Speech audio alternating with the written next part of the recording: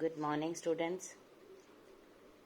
Today I am going to continue my lecture for +1 Political Science, and the name of the chapter is Legislature.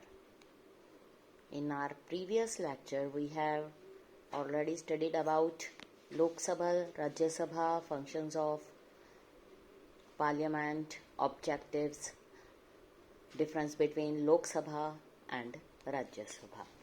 Now let us start with discussion of special powers of Rajya Sabha.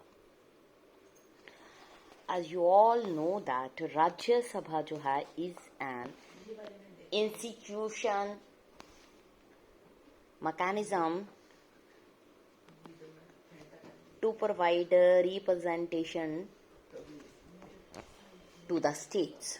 ठीक है, main जो इसका purpose होता है वो purpose है to protect the powers of state. इसलिए any matter that affect the states must be refer to it for its consent and approval. इसलिए union parliament wishes to remove a matter from the state list, or what only the state legislature can make law to either the union list, concurrence list in the interest of the nation. It means जो special powers हैं राज्य सभा की, that means जो कोई भी matter हो states को इफेक्ट कर रहा है उसको हमेशा ही कंसेंट के लिए और अप्रूवल के लिए भेज दिया जाता है. इसमें क्या होता है कि राज्य सभा की जो अप्रूवल है सबसे ज्यादा नेसेसरी है. यही प्रोविजन है जो राज्य सभा को स्ट्रेंथ प्रोवाइड करती है. हाउएवर अगर हम बात करें एक्सपीरियंसेस की, वो ये शो करते हैं कि जो मेंबर्स होते हैं राज्य सभा के वो रिप्रेजेंट करते हैं parties more than they represent the states. जो पावर्स होती हैं that are exercised only by the Lok सभा.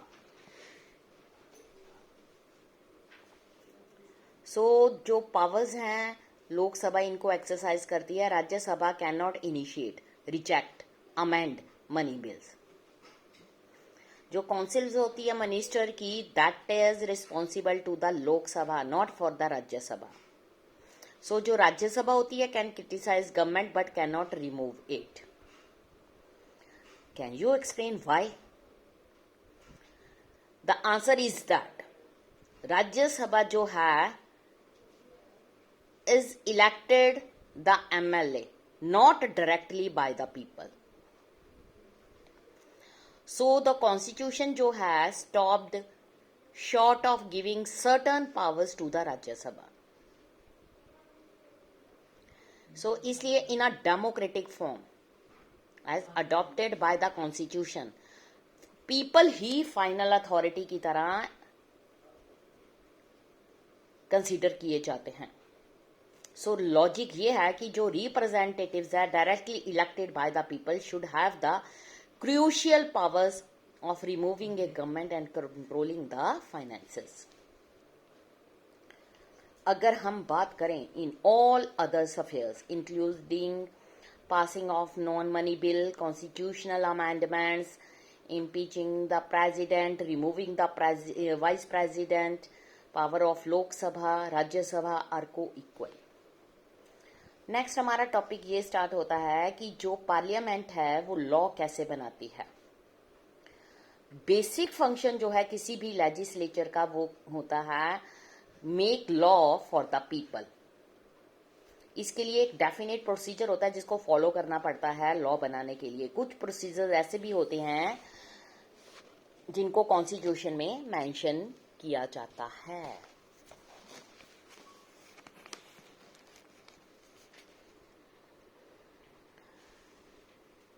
कुछ ऐसे भी होते हैं evolve from the constitution, follow a bill through the legislative process, and you will clearly see that law making process is technical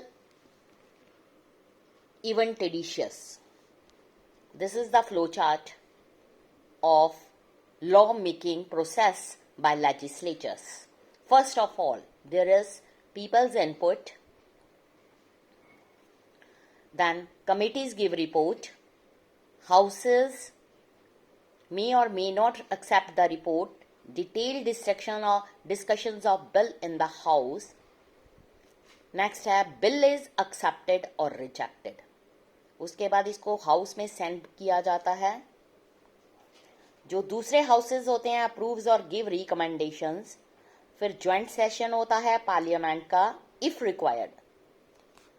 president जो है अप्रूव्स और send back for the reconsideration. उसके बाद नेक्स्ट स्टेप ये है कि bill जो है बिकम्स लॉ. बिल की इंट्रोडक्शन होती है in either house. In case of non money bill send to the committee और discussed in the house itself. It is the flowchart that give clear explanation of process of law making in the राज्य सभा. अगर हम bill की बात करें हैं, हमारे पास जो बिल्स होते हैं उसकी 2 टाइप्स होती हैं, government bill, private members bill. Government bill में नेक्स्ट हमारा स्टेप आता है, इसमें नॉन मनी बिल्स आते हैं और मनी बिल्स आते हैं.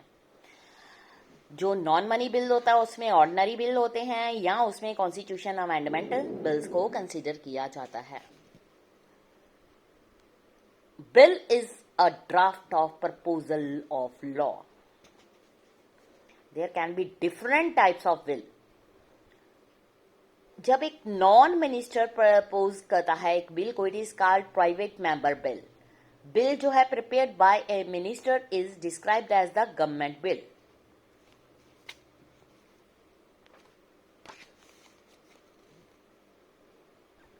Let us now see the different stages in the life of the bill. Types of bill जो मैंने यहाँ पर डिस्कस किया है. Even before a bill is introduced in the parliament, there may be a lot of debate on the needs for introducing such a bill. जो political parties होती हैं may pressurize the government to initiate a bill in order to fulfill its election promises or to improve the chances of winning forthcoming elections. Interest groups, media, citizens, forums ये also persuade करते हैं government को for a particular legislation. जो law making है, it is not a merely legal procedure but also a political course of action. जो preparation होती है bill की, itself involves many considerations such as resources required to implement the law, support or opposition that the bill is likely to produce, the impact that the law may have on the electoral prospect of the ruling party. In the era of coalition political, especially a bill जो होता है proposed by the government has to be acceptable to all the partners of the coalition, means mixing of 2 political parties. Such practical mechanism जो है can hardly be ignored. Cabinet जो है consider all these before arriving at a decision to enact a law. सो आज का topic यहीं पर. Next हम कल स्टार्ट करेंगे. Thank you students.